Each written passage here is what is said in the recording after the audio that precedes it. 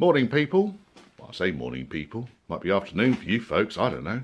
Anyway, here's the latest update in the Range Rover restoration, which you can see in the background. I've been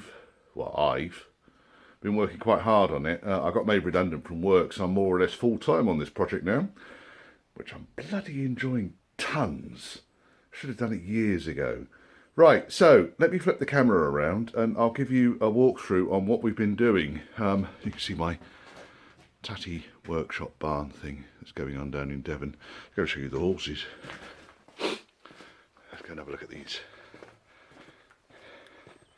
because they're funny, these two. They're both rescue horses. Slight distraction. Alright, fella, how are you doing? Look, he likes apples. He does, he loves them. Don't you? Hey? You love apples, don't you? The other one's over there. Antisocial, right at the top of the field. I'll bring you an apple in a minute. Right, let's flip the camera around and we'll go around the car and what we've been doing with it. Here we are. Main thing, or the main project that I've been doing with this over the last week has been to get the body frame back together, all the welding completing, tidying up of welds, seam sealing done, and get the top coat on it so I can start putting things like heater and wiring loom and so forth back in it. So this is as fresh as the paint gets. Authentic 1970s orange peel. I'm no car painter, but it's a presentable job. Majority of this, when the car's together, won't actually be seen. The boot area will be seen, of course, but there'll be matting over the floor. The area at the side, they'll be covered. The tools fit on this side here. The goalpost at the back is covered with various trim panels and rear wings. Yeah, the main parts that get seen are the shut faces on the doors. So this area here gets seen, as does this area. The B-post, as it goes up, gets seen. This area along the top here is actually hidden underneath the roof, so you have to look up and underneath the roof. But it's a bird shit on it already. Bastard. I'm going to put the cover over this. There's robins nesting in the barn, so we won't be too nasty to them. Right, okay, so this bit gets seen, and of course, around at the front, the windscreen pillars are very, very seen. So what I might do with these is just flatten them back at some point, and just see if I can get rid of some of that orange peel. Like I say, I'm no car painter. I had already done the front end, so again, I've painted the top coat has gone on. It's dusty here from all the sanding and so forth. Painted all the top end. The pedal box has gone back in again, so that's in, protected for the paint. Steering column's back in, and really the next stage now is to get key components in. So wiring loom needs to go in, followed by the heater unit, and both of those are awaiting fitment. So the loom I have rebuilt already, and it's ready to bolt straight in. Comes in 3 bite-sized chunks. You've got the main bulkhead loom, which runs along the bulkhead through the bulkhead hole here, along the inner wing and to the light units. You've got an engine loom which connects on just about here and then runs into the engine and the starter, gearbox and so forth. And then on that side where the loom goes through, where I've got the paper blanking off the bulkhead hole, the rear light loom connects on, goes up and over the top of the frame, up here, down the back, and through these holes at the back, where it then fits into the light unit. This is add-on welding that I didn't do this, but it's authentic. Previous owner did this. It's solid enough. It's not going anywhere. And then the loom runs along the cross member at the back here. There's a cross member there. Along the cross member. There, in fact, there's the end of the cross member. Along the back and then back in. I run through that grommet hole there, which I'll put a grommet back into. I could also start putting the brake lines in. So there's no master cylinder on yet. I've got the servo attached, but no master. So once the master's on, I can start putting all the brake lines in. Under here, I've put the bracket on, which just needs a bit of seam sealer over the top of it, and then stone guarding. I've got the various other brackets on. So I fitted the bracket for the fuel filter. Brackets here I had to weld on for the radiator support. But it's coming on. I'm pretty pleased with it. So the paint I used for this, I found out that there are two Davos whites that Land Rover advertise. One is for the 1980s and one's for the 1960s and 70s. And you guess which one I started out with. Yeah, not very helpful, was it? So I think it's LRC 240 is the proper paint code. So I chose a clear over base system because I think anyone could paint that and get reasonable results. I used an epoxy primer first of all, and that went on. So there's the epoxy primer.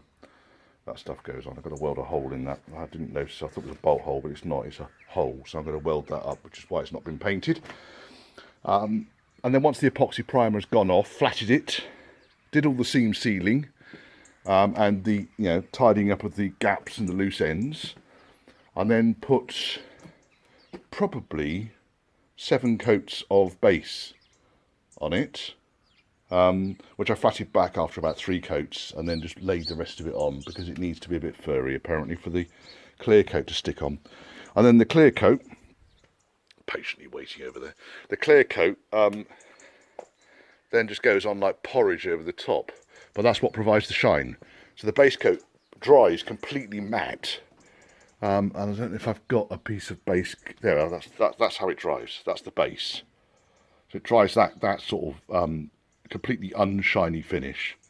As you can see, I'm not particularly worried about areas like this because this is all covered up. I just wanted to protect it from rust. So that's it. Next steps. I've got engines to build. I've got gearbox to rebuild. Gearbox is the next part. I've got all the bearings and bits now to put that gearbox together. I've had to go to a bearing specialist because I just don't trust £10 bearings that are almost certainly made out of cheese. In fact, this is the old bearing out of the gearbox, so it's a reasonable size. This one just feels a bit graty. Okay, it doesn't fit at its best. And you can buy these parts, and they're £10 or £11. And for £11, that would be made out of cheese. And when it's right in the middle of the gearbox, I just don't trust it. So I went to a bearing supplier, and the bearing supplier quoted me £100 for the highest quality bearing he could get his hands on, which was suitable for a gearbox application. And I fitted that, and it is beautiful. So I'm considering getting another one of those. The trouble is, the bearings in them will be nice and quiet, but the gear mesh will be noisy. So you'll still end up with the authentic Range Rover LT95 whine as you're driving along. But that's it. So this is the update for, what are we now? 20th of October. And this has been, I guess, the last week of my life has been getting to this stage. Next week is going to be gearbox. I'm taking a couple of days out next week from the hobby. And then I'll be back down in Devon in beginning of November, and I should hopefully by then have a gearbox to install and a heater unit to install. A wiring loom needs to go first. I want to put the windscreen in. Top rail's missing at the moment. That's what needed painting at the back there after I welded the rusty hole. So I need to put the windscreen in. Side windows can go in. I want also to get the roof done. So roof panel fits beautifully. I did try it. I trial fitted it before I started painting. But the roof panel really needs, oops, let's just lift him up carefully. It's covered in bird shit and stuff. There's a big dent right in the middle. I don't know if you can see it. I don't know how that happened. But yeah, I need to get the roof panel cleaned back and painted. I might have to take that down to a paint shop to get it done because I want it to be finished professionally. Once the roof panel's on, then I can start building up the interior. I've got doors or door shells to weld at the back. The wheels are off the powder coaters, so I can get a proper set of wheels on it. Brakes are largely there, so caliper is on, but I haven't got the brackets for the ends of the brake lines. So the brake lines are just sitting there in fresh air at the moment. There are no dampers at the moment. I need to put the brake on that side. Brake back plates I've got, I just want to get them powder coated. Rear brakes are both in place. Back here, you see I've got the calipers, brake lines have gone on. I just need to put the brake back plates in place, and then we can get that done. No fluids in this thing at all at the moment. I'm going to need to write a big note that there are no fluids anywhere in this setup, so I need to top the diffs and the front swivels up and so forth, but at the moment, least of my concerns. So I reckon